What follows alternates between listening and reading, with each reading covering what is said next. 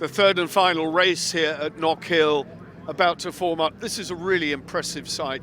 There are about 26 outfits on this grid at Knockhill on the 1.2 mile circuit. They're really tight, and if you've been watching any of the earlier races, you'll understand what I mean. We're waiting for the people to take their position on the front of the grid, and it's all mixed up because it's a reverse grid situation. Look for Steve Kershaw coming through. Bit of a local hero, you know. There he is, number 29. He's already had 2 runner-up spots so far this weekend. The pole position man is Rupert Archer, number 70 on the Hannafin Kawasaki. They're taking up their place. Gary Horspoll taking his place. He and Jimmy Connell, local Scotsman. So you see, this mixed-up grid makes it really, really interesting. It's a 15-lap race. It's going to be absolutely fantastic. I'm looking down the grid. It's brilliant. Wonderful weather here as well as Ben Holland. Oh, there you look at that. Todd Ellis, Chaz Richardson on the 600, CBR 600 Honda.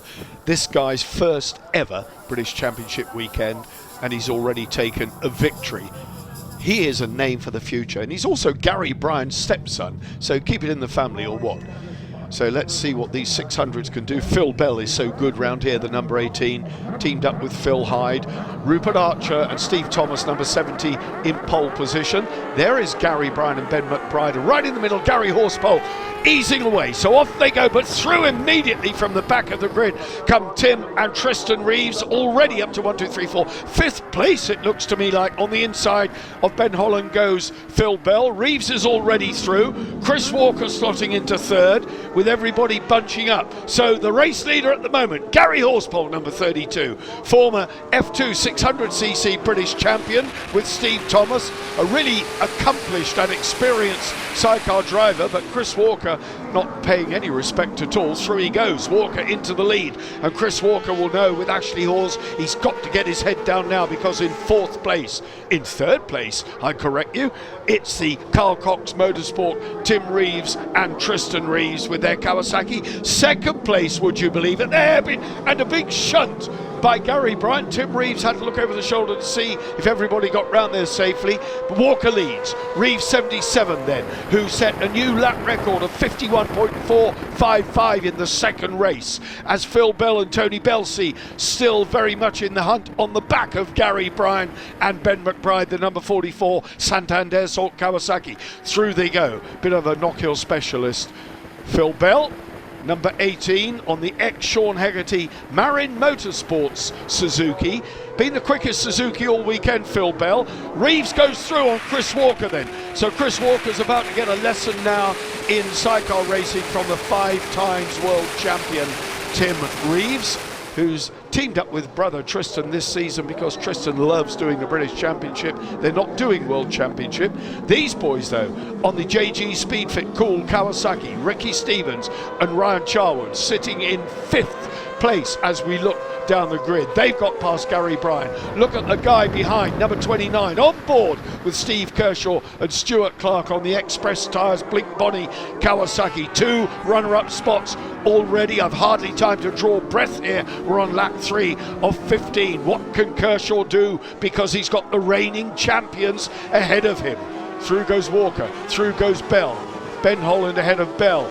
Through goes Ricky Stevens. There, the number 60 Hannafin Kawasaki of Ben Holland.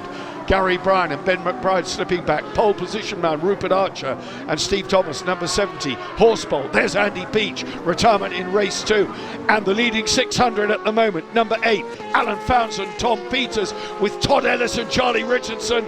They're big rivals in this class right behind them. The number 6, Blue, that's Santander Salt as well, assisted. The battle of the 600s is proving to be absolutely electric this year. But look at Kershaw. Kershaw then hunting down. Phil Bell is holding up somewhat, if I can put that in the nicest way. Ricky Stevens and Ryan Charwood, they want to get past him because they know Kershaw is coming. We're on board with Kershaw now, who had this massive crash here. I know I keep talking about it, but can you imagine coming back to the circuit that almost inflicted a career-ending injury on you?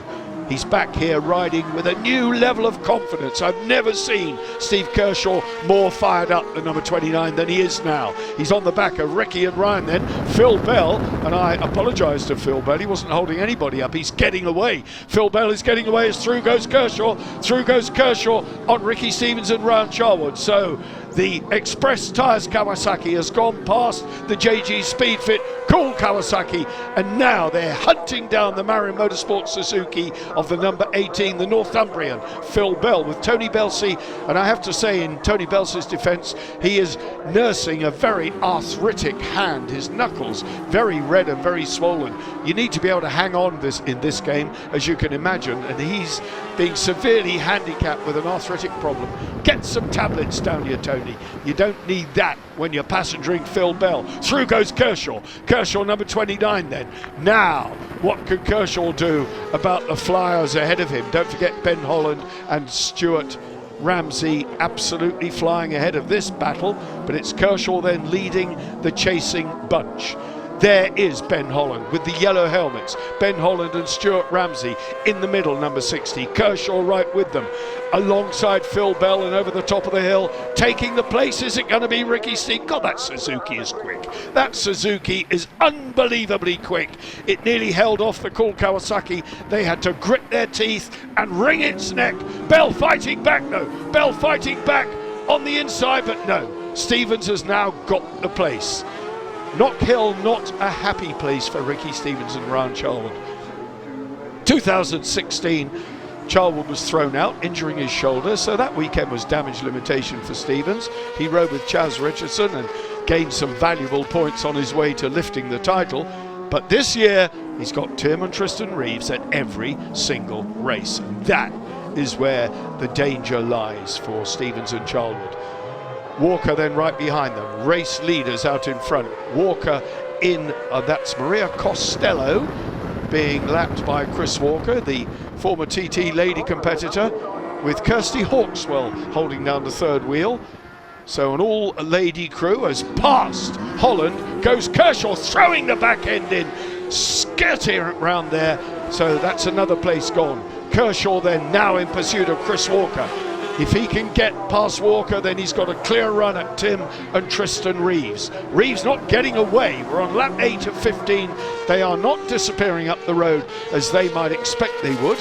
And speaking to Tim Reeves earlier, he actually said to me, these guys are all getting quicker. It's not as easy as it was, he said. And I don't mean that in an arrogant way. Kershaw through on Chris Walker. There is Tim Reeves and Tristan Reeves behind Kevin Cable and Guy Pawsley. And the rest of these guys are very much in touch. You can see the leader just going off over the crest into Duffer Stiff as Kershaw throws it down there. Talk about a new level of confidence. He's as high as a kite and really, really going so well here. Kevin Cable ahead of him then, being lapped. Is he going to go right? Is he going to go left? Kevin Cable and Guy Pawsley. Oh, Kershaw's gone wide. Went the long way round, and that was the wrong way round. That allowed Chris Walker to go through and regain the place. Back up to second place then, Chris Walker and Ashley Hawes. So Steve Kershaw and Stuart Clark have it all to do again on lap 9 of 15. And that, if I may say so, might just have destroyed Steve Kershaw's chance of having a proper go at Tim and Tristan Reeves, because now he's involved in this scrap for second place with Chris Walker. Neck and neck they go over the top. Kawasaki plays Kawasaki. Who gets the verdict? Kershaw's on the inside line. That's the one he wants, and that's the one he takes. Through goes Kershaw again. So the status quo is all restored, back up to second, but by now Tim Reeves is way down the road. The gap is significantly bigger than it was before Kershaw's incident. Ben Holland and Stuart Ramsey are hanging in there on the back, and here come Ricky Stevens and Ryan Charwood in 5th place. 5th place they are on lap 2/3 race distance, on lap 10 of 15. Oh, that's Rob Biggs and Ben Ransley out of the running. Shame for them. Their comeback ride after illness for Rob Biggs. He's been a bit poorly, but he's getting himself sorted. So good to see him back here at Knockhill. Chris Walker, Ashley Hawes, number 9, going past Barry Smith And lady passenger Tracy Bryan, all the way from New Zealand, those guys. So a round of applause for them coming over here from down under. They're absolutely loving it. And Kershaw now then, 1 second a lap faster than the race leaders, would you believe? So is there enough time left? I don't know. Lap 13 of 15, Matt McLaurin 80 Hope number 25 on the blue machinery Yamaha, and here comes Todd Ellis and Charlie Richardson leading the 600 charge. Very much in the hunt, these boys. They're well turned out. What a debut weekend Todd Ellis has had. There's a name for the future. This will do their 600cc Cup Championship standings the world of good in their first ever meeting. Gary Horsepole and Jimmy Connell still fighting tooth and nail with McLaurin and Hope on the blue machinery. Leaders on their final lap as these boys duel it out round the back of the circuit. Tim Reeves then has already gone over the start-finish line to do his final lap of Knockhill. And who's going to get the verdict here? Round they go. Up towards Hislops, round Hislops, and then of course the tight right-hander of the hairpin ahead of them. Horsepole is good round here, but charging up the inside, Matt McLaurin, is he going to make it stick? No.